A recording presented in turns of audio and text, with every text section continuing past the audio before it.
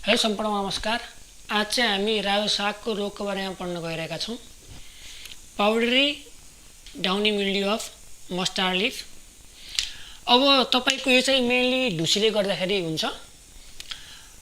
अब यो कसरी हुन्छ त्यो मेनली जान्ने पर्ने कुरा हो। यो चाहिँ तपाईको मेनली चिसोको महिनामा बढी चिसो भएर हुने गर्छ र यदि तपाईले रायोलाई नजिक नजिक लाउनु भयो यानी कि बीचमाको दूरी कम भयो भनेपछि पनि हुने गर्छ, किनकि त्यसले तपाईको यो आर्द्रतालाई बढाउँछ। अनि अरु चाहिँ तपाईको तुसारो पर्दा नि हुने गर्छ। अब यसको हामी सिम्पटम तर्फ जाउँ। अब सिम्पटम कस्तो हुन्छ भन्दाखेरिमा यदि तपाईको मानव यो पात छ रायोको, अब यो पाउडरी मिल्ड्यू है।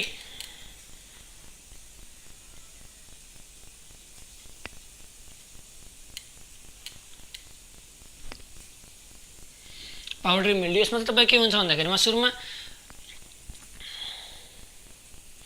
सेता सेता धब्बाहरू लागे हुन्छन्, पुरा यो माथि पुरा व्हाइटिस हुन्छ। अनि तपाईको यो पछाडी हेर्दाखेरि पछाडिपट्टि हेर्दाखेरि सेता सेता धब्बाहरू हुन्छन् र त्यो स्क्याटर्ड हुन्छन् ग्रुपिजममा, सानो ग्रुप बनाएर। यो चाहिँ तपाईको पाउडरी मिल्ड्यूको सिम्पटम हो। अब यसपछि जाउँ हामी डाउनी मिल्ड्यूमा के हुन्छ। डाउनी मिल्ड्यूमा तपाईको अगाडिपट्टि पहिलो पहिलो धब्बाहरू हुन्छन् र तपाईको पछाडिपट्टि चाहिँ सानो ग्रुपहरुमा त्यो कपासको रुई जस्तो हुन्छ। यो चाहिँ तपाईको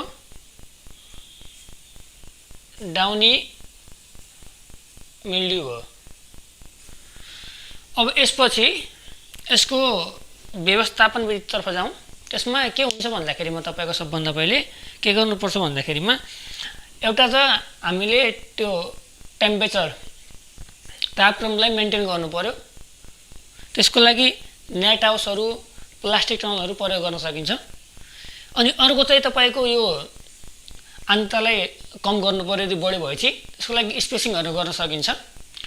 अनि त्यो भन्दा पछि अर्को के हुन्छ भन्दाखेरिमा जस्तै मानौ तपाईले रायो साग एउटा समथिङ फिल्डमा लाउनु भयो भनेपछि अर्को चोटी चाहिँ त्यो फिल्डमा चाहिँ नलाउने, फिल्ड चाहिँ चेन्ज गर्ने।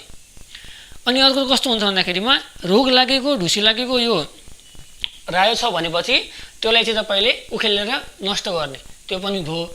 अनि अब तपाई यदि विषादी नै प्रयोग गर्न चाहनुहुन्छ भनेपछि चाहिँ तपाई कार्बेन्डाजिम भन्ने विषादी प्रयोग गर्न सक्नुहुन्छ।